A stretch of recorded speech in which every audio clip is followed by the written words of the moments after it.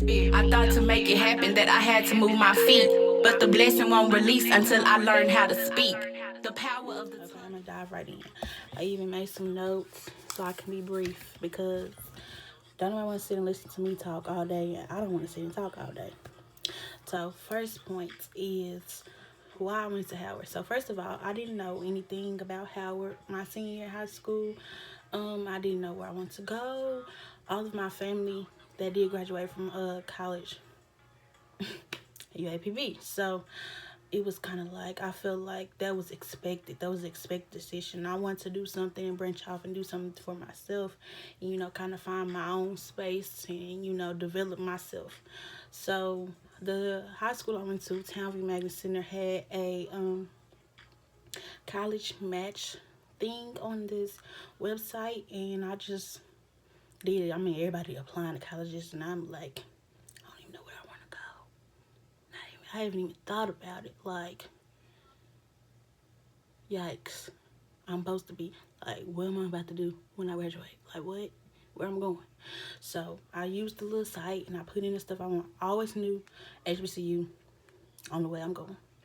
Sorry, not knocking PWIs, but I know you know yourself. Not going.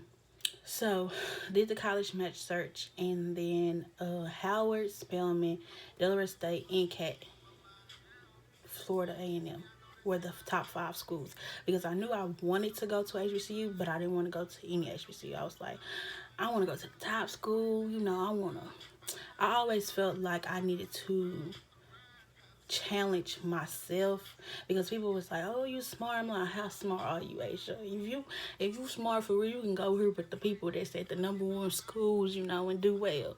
So I feel like I was looking for validation within myself when I was doing my college match search. So I did my research. I knew I wanted to go to business school. I was in the business program at my high school, and I was kind of interested in accounting and stuff like that. And when I say interested, I knew how to do it. That's what I mean by interested. So I was like, okay, that's what I'm going to go to school for. And I was like, I got to that second level accounting. I was like, but I took a banking class. So I was like, oh, I'll just be a finance major. It's a little easier. It ain't so much. And they was like, if you want to be an accountant, you still can with being a finance major. So I wanted to have that option there, but still not limit myself to accounting. So anyway, fast forward, I did the match. I ended up applying to Howard. I ended up applying to Spelman. I didn't apply to any of the other schools I named. I felt like I was so sold on Howard. Like, when I found out about it in my research, I did research on the social aspect. I did research on alumni. Just looking at the alumni names, like, I was like, I'm very humble, y'all. Very humble. But I was like, I know I'm supposed to be somebody, and this look like this is where everybody that's somebody goes. So that's where I'm going, because I'm somebody. I applied February 15th, the last day that the application was due to get in. Call it nerves. So I applied and held my breath. I applied to some other schools that I don't even really remember. It was kind of just like a fallback plan that I really didn't care to get into.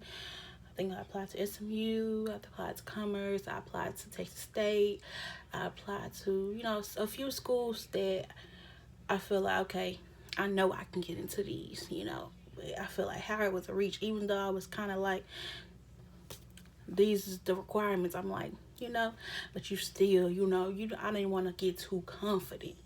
So I'm waiting. Oh my God, did I get in?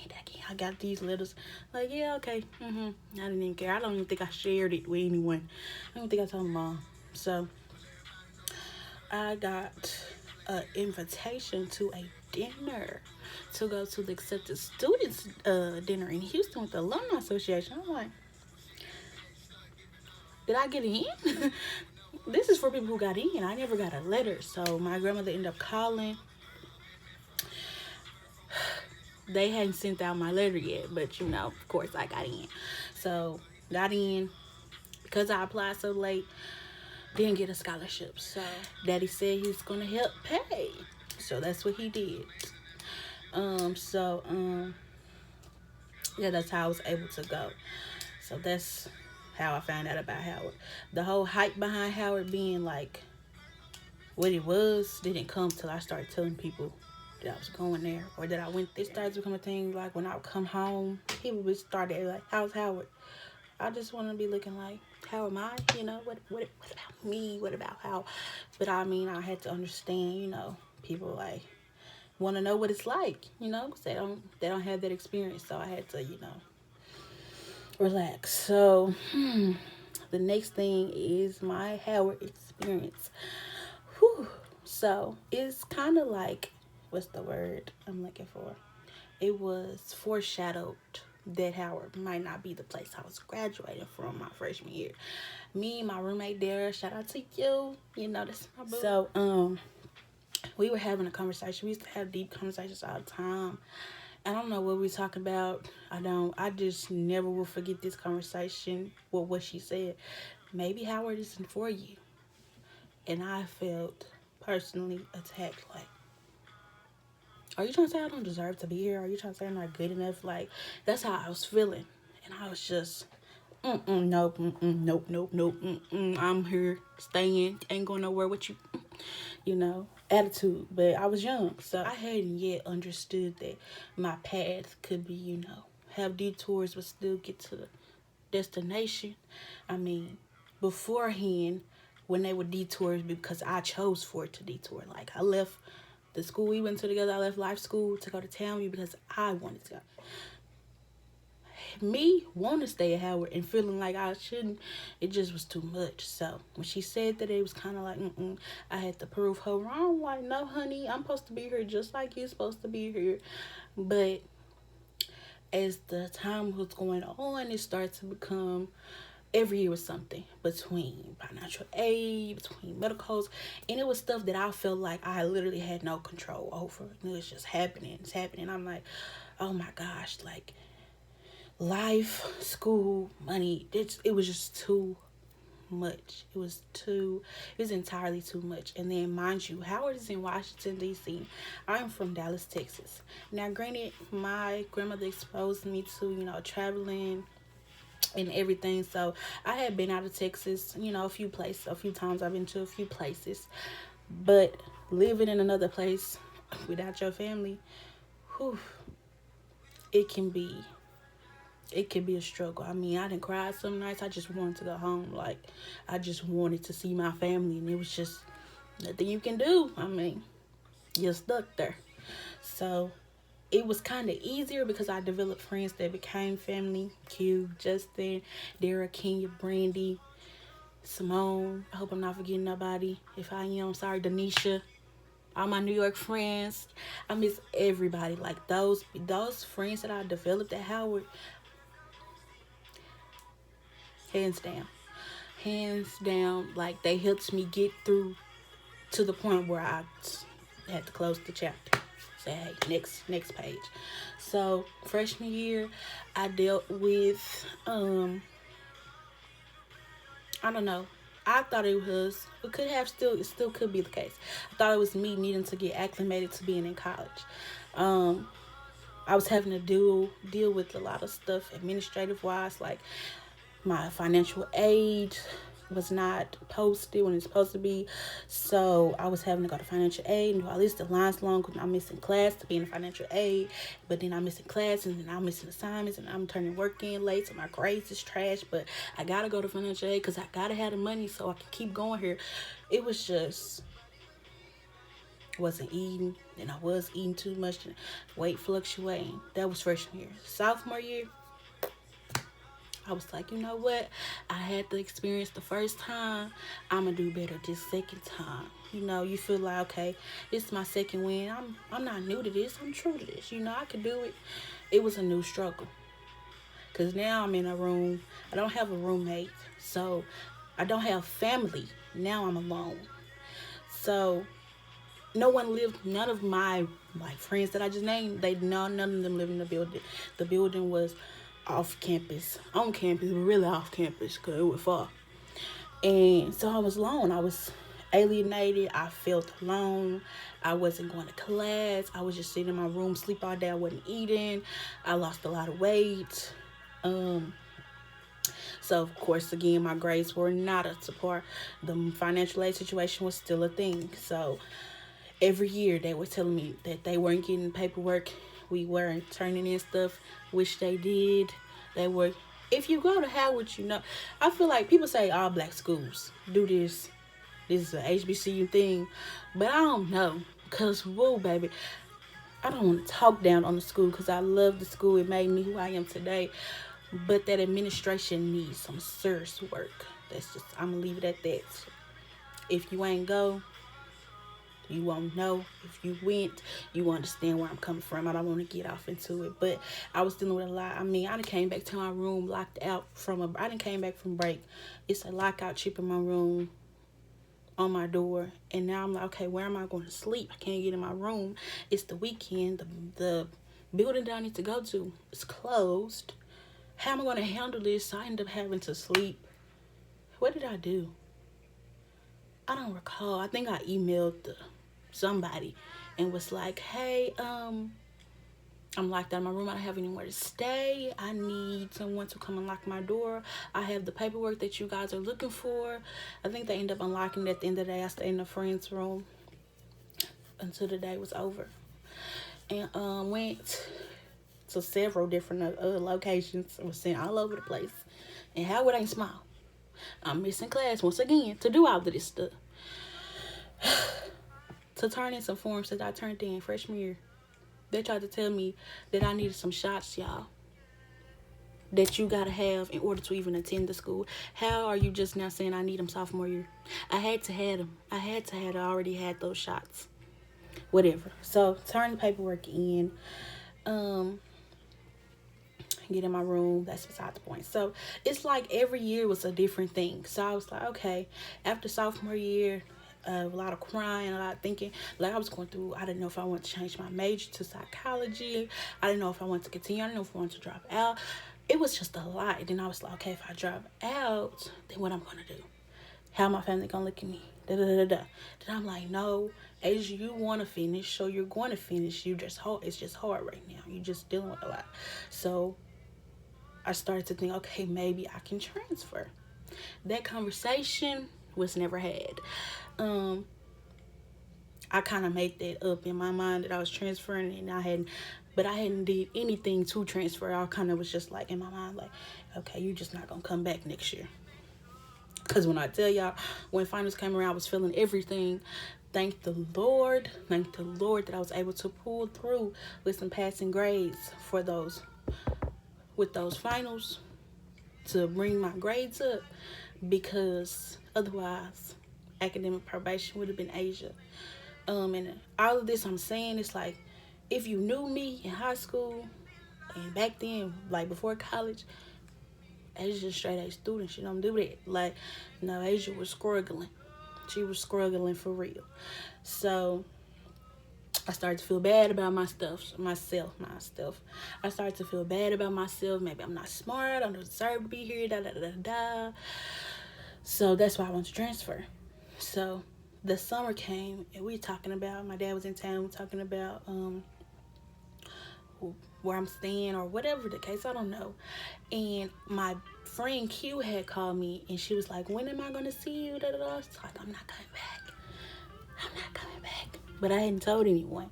So she happened to blab her mouth to my nana. And I was like, "Oh my God, you aren't coming back. You aren't coming back. Why? What's going on?" La, la, la. So it's like a shock because everybody's thinking that I'm just enjoying it. And which I was enjoying it, you know. But I didn't feel like I was successful. I didn't obtain the success that I deemed that I deserved or that I deemed was necessary.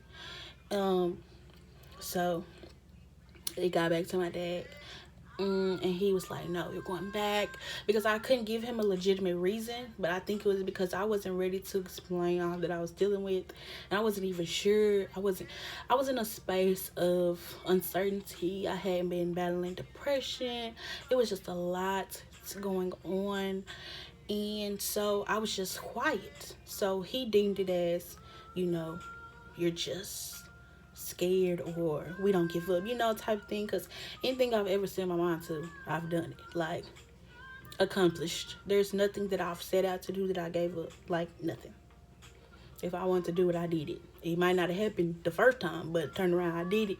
So he looking at that like, come on, Dion, you got this. I got my suit picked out. He already said that. So I was like, okay, I can't let my daddy back down. I can't let my daddy down. So I gotta go back. Next year, junior year, went back, had an apartment with my roommate Dara, Morgan, and Stephanie. We all had lived stayed in student apartments in Maryland, which was like 30 minutes from campus. Most of the students that stayed there were Howard students. I don't think anybody. Yeah, it was some other schools there, just barely. So I like the living situation that I just helps to have people going through the same thing as you and dealing with the same thing as you, and to talk to and reprieve or debrief, if that's the word, over your day, you know, some laughter. Yeah. Junior year was amazing. Socially. I feel like that's the best part that I got out of how it was the social aspect and the friends and all that. That's social still. But I feel like I also got that finesse attitude from Howard University.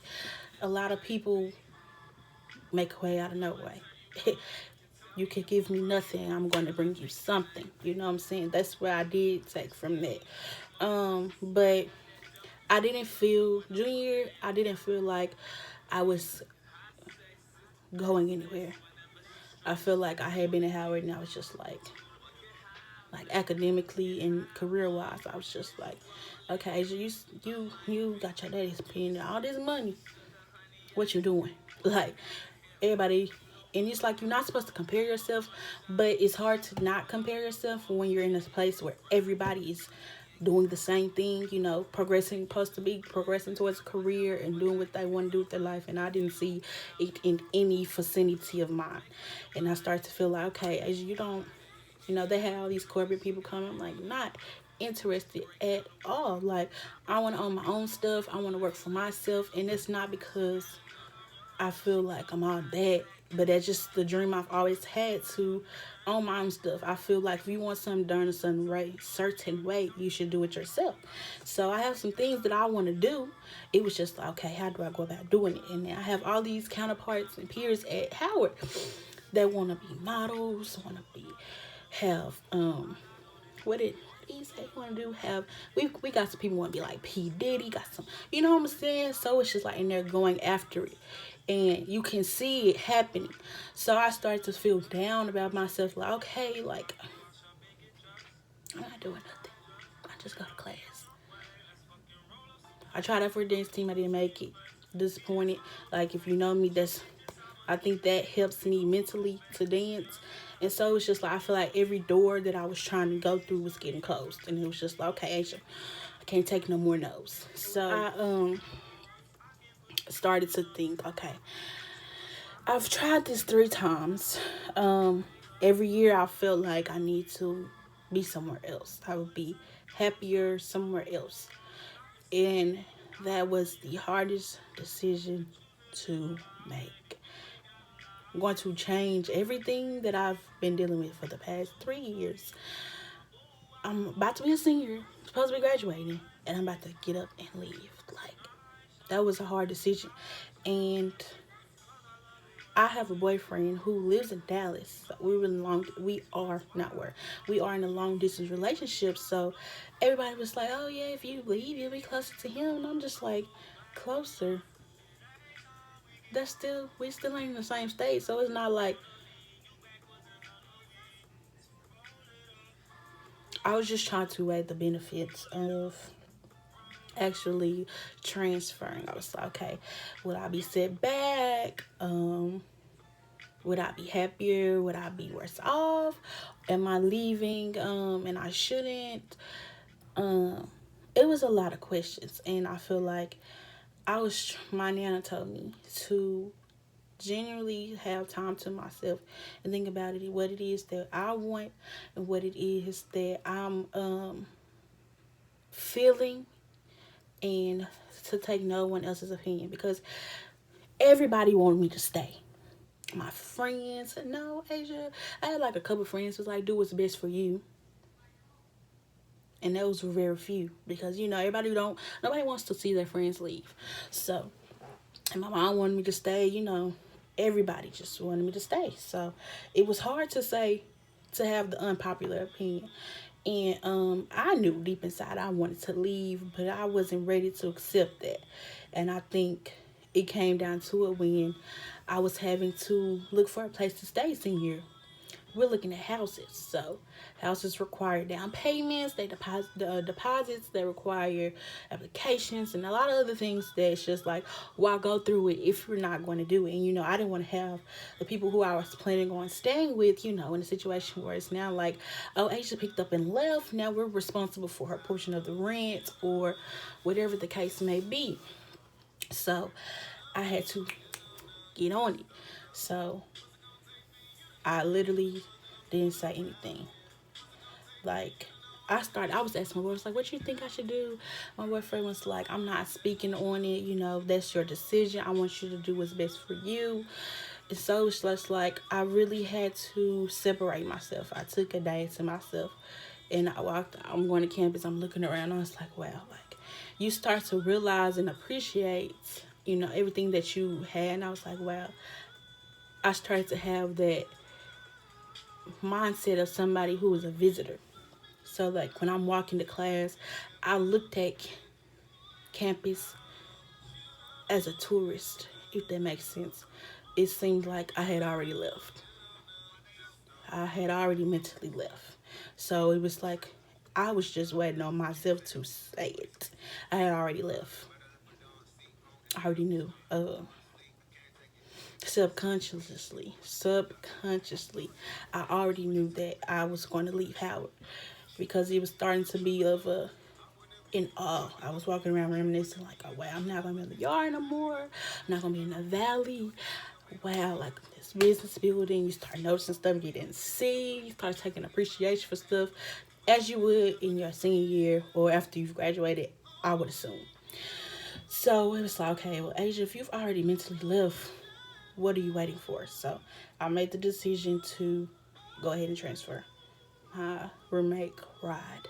She was hysterical, and I was just like, this is not helping me, Dara. You did not help me there. You did not make me feel better. No, it's okay. But so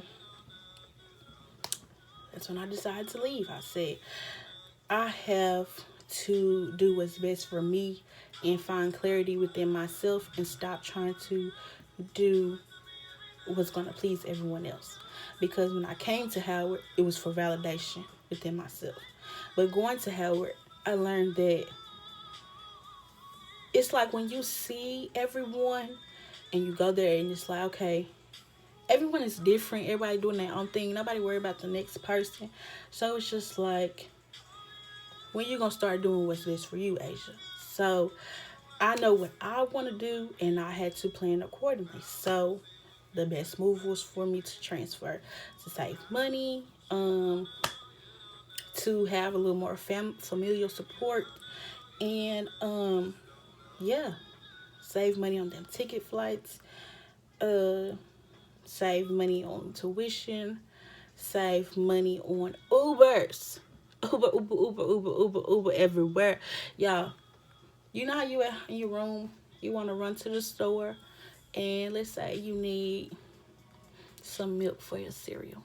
Or some cereal to go with your milk. Because if I had no milk, I'll be eating my cereal dry. You're going to pay $10 for that Uber to get there, to get some cereal. Then you got to pay $10 to get back. So I just spent almost $30 for some cereal. It starts to be that type of thing, So it's like, my nana used to always be like, don't worry about the money. Asia, you focused on the wrong thing. And I'm like, yeah, that's how you feel. But that's not how I feel. So I had to be honest with myself. I'm not comfortable with this situation. I feel like God sent me to Howard to be in a place of disarray and still and be able to find peace and be able to leave and be able to make the decision for myself. So he put me on a pedestal that I wasn't ready to be on, or that wasn't my pedestal. That's the best way. He put me on a pedestal that was not mine, and it was my decision. It was up to me if I was going to climb off of that pedestal and go somewhere else where I could then be elevated on something that is mine, where I can feel comfortable and I can truly elevate and truly accept and be clear within myself and who I was and all of that good stuff. So I feel like my experience at Howard was not for a degree. My experience at Howard was for me to grow, mature, learn, fail. That was what Howard was for. Fall down a few times, bump your head, figure it out, make some mistakes, you know. And I feel like that's anybody's college experience, but I feel like it was just that decision to leave was something that was, because I looked at it as a quitting, but I had to change my mindset and start to look at it as just a detour. I'm still gonna get a degree in finance. Yep. That. And I'm actually really happy at UAPB. My daddy around the corner. I used to think I was going to hate that. Like, oh my God, my daddy gonna be all up in my grill trying to see what I'm doing, where I'm going. Girl, you gone, Dion? Have fun, be safe. There's some chicken in there. I've been missing out. But I mean, I won't. If I could do it all over again, I wouldn't change anything. I would still go to Howard. I would still do everything the same. I don't think I would do anything differently because I feel like it's building as you're doing. So, yeah. And I currently attend the University of Arkansas Pine Bluff, like I said before. It's in Pine Bluff, Arkansas. It's an HBCU, better known as Mother, the Pride. I am a golden lion. And I mean, as you can see, I'm happy. So that's what I was searching for. I wanted to find somewhere where I was happy. I wasn't happy at Howard. To put it simple, as long as people were around me, it was a distraction. So I feel like I was happy. The moment that I was alone, no bueno. No bueno. So here, as you can see, I'm by myself. My roommate is gone, and I'm chilling, listening to my music. I'm fine. I don't have to have anybody around me. I'm fine where I am. I feel like I'm moving forward. I feel like I'm flourishing. My hair growing back. Yes, y'all know I cut it off last year. That's why I was going through stuff. I need a sharp change. So this video was just, you know, something that I did for myself, to speak about my experience, and I wanted to be vocal about, you know, a struggle and a decision that was hard to make, that I had to make, because I know other people that are in college. I don't know what y'all dealing with or what y'all go through. If it's something that you feel like you're the only person dealing with, I promise you, you're not.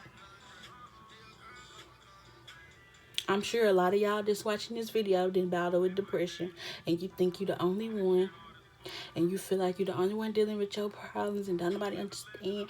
No, you need to go sit your butt down and talk to somebody. I promise you, it'll make a world of difference.